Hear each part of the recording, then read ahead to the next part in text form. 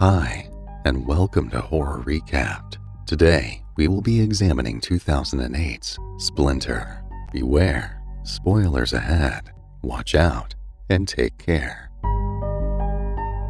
A gas station attendant gets attacked by a rabid animal. We see a young couple, Seth and Polly, drive into the woods and begin to set camp. Polly kisses Seth and drags him into the woods to get their camp going. A different couple, Dennis and Lacey, get stranded on the road with a broken down car. Dennis decides to ditch the car and their belongings. He packs everything owned by both he and Lacey, except a gun, which he keeps on him, then flings them into the woods. He proceeds to push the car into the woods, leaving him and Lacey to continue their journey walking. Due to Seth's and Polly's tent ripping apart whilst they try setting it up, they both decide to quit camping and go to a motel instead. As they drive down towards the motel, they see a lady waving them down, asking for help.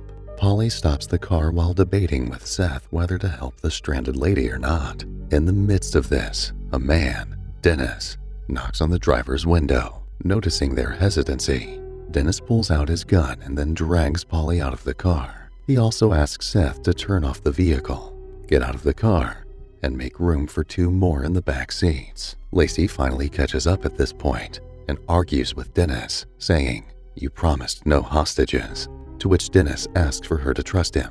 He also mentions that he'd let Polly and Seth go after 45 miles. Once Seth finished clearing the back seats, Dennis asks everyone to get in the car. He also changes the sitting arrangement to have Polly, who was driving, and Lacey sit in front, while he and Seth sit in the back. A couple miles down the road, Polly runs over an animal, which Lacey calls Ginger. However, Dennis promptly reminds her that Ginger is dead, and it's been dead for a while.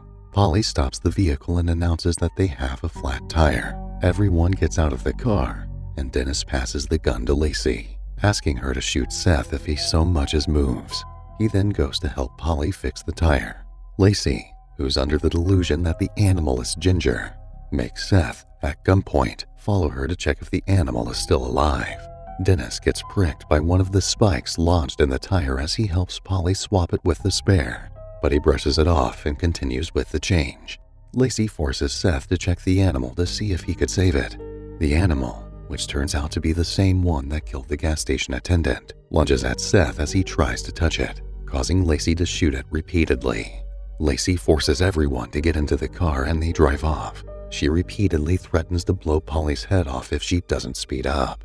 Unnoticed by anyone, on the road right where they'd just left, the spikes in the tires suddenly elongate.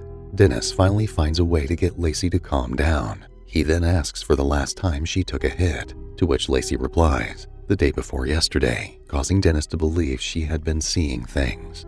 A couple miles down the road, the car overheats, and Polly parks at a gas station. Lacey runs out of the car to use the toilet while Polly and Dennis decide to get some coolers from the store, leaving Seth to pump gas into the car. Lacey finds the gas station attendant, the same one from the beginning, on the floor, with spikes protruding from his body. She runs off to inform Dennis. However, he still believes she's hallucinating as she tries explaining to Dennis. The gas station attendant, who was more of a zombie than alive, attacks and kills her, then lunges towards Seth. He manages to dodge it at the last moment and runs into the store as Dennis shoots the attendant down. Dennis joins Seth and Polly in the store right before Polly bolts the doors. Dennis notices that there are cameras all around the station. He goes behind the counter and watches the live feed from the camera, only to notice Lacey's arm moving. Excited, he jumps over the counter and declares that he's going to save her. But Seth mentions that if he's attacked, then he and Polly would bolt the door shut and leave him to rot. Dennis decides to take a chance, then walks out the door to save Lacey. He gets to her and then drags her body all the way to the store, only to find that Polly had locked him out and refused to open the door. Seth rushes to open the door for Dennis. As soon as he opens it, however, Lacey grabs Dennis's foot and begins pulling. Dennis manages to get into the store and Seth shuts the door, cutting off Lacey's hand in the process. Shocked to see Lacey's cut-off hand move independent of the body, Seth begins to study it, but doesn't get a chance as Dennis crushes it. Lacey's corpse begins slamming its head repeatedly against the glass sliding doors of the store, disfiguring her face and leaving splatters of blood on the door. They all run towards the back, planning to use the back door as an escape route, but find it locked. Seth goes back to search for the keys, but doesn't find them, at which point Dennis suggests using screwdrivers to pop the hinges of the door.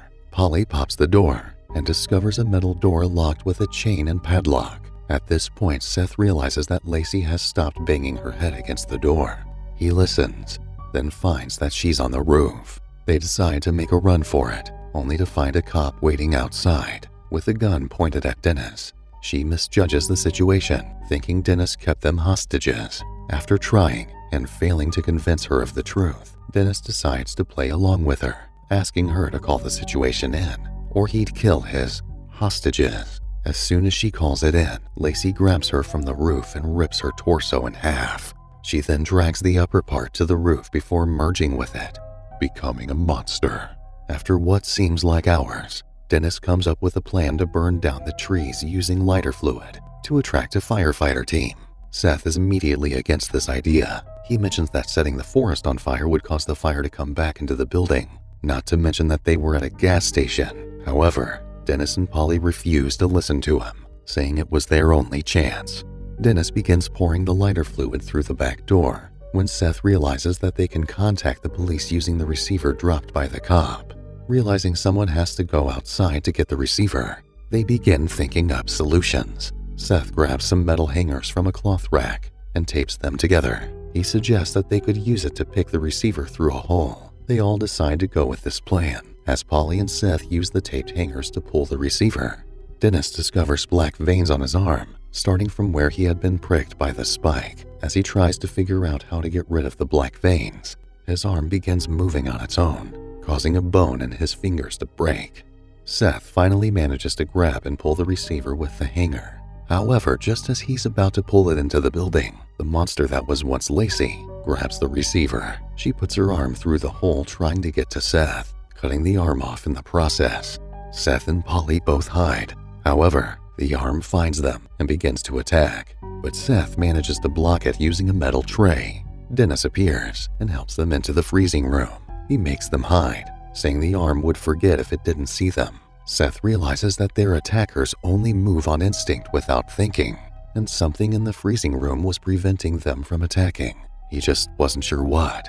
Dennis's arm begins to grow spikes and act out of control, breaking his bones. He decides to cut it off before it takes over his entire body.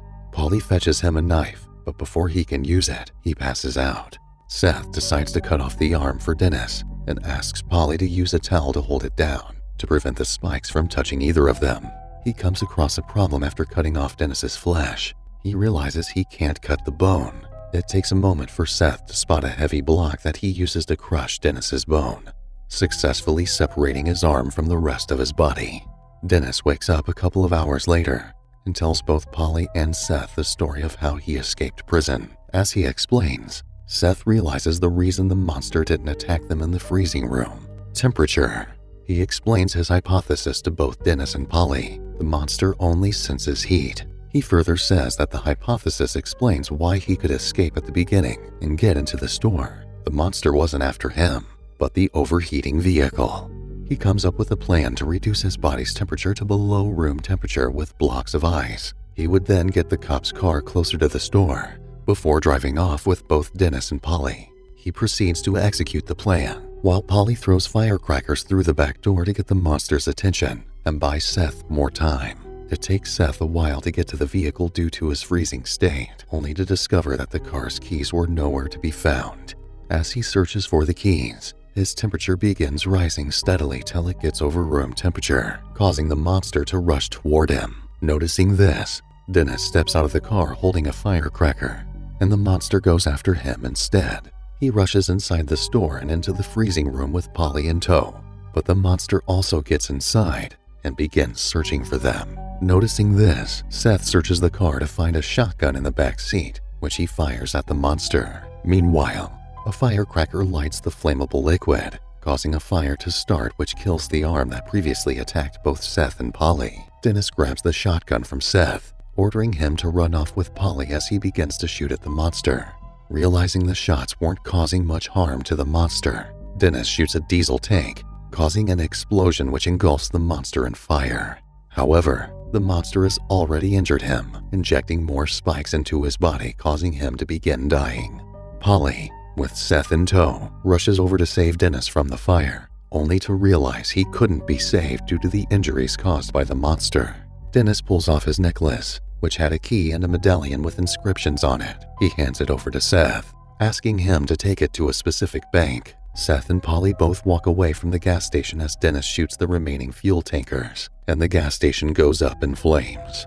That's going to wrap up this recap. We hope you have enjoyed it. If so, please click the subscribe button with notifications turned on so you don't miss a single video.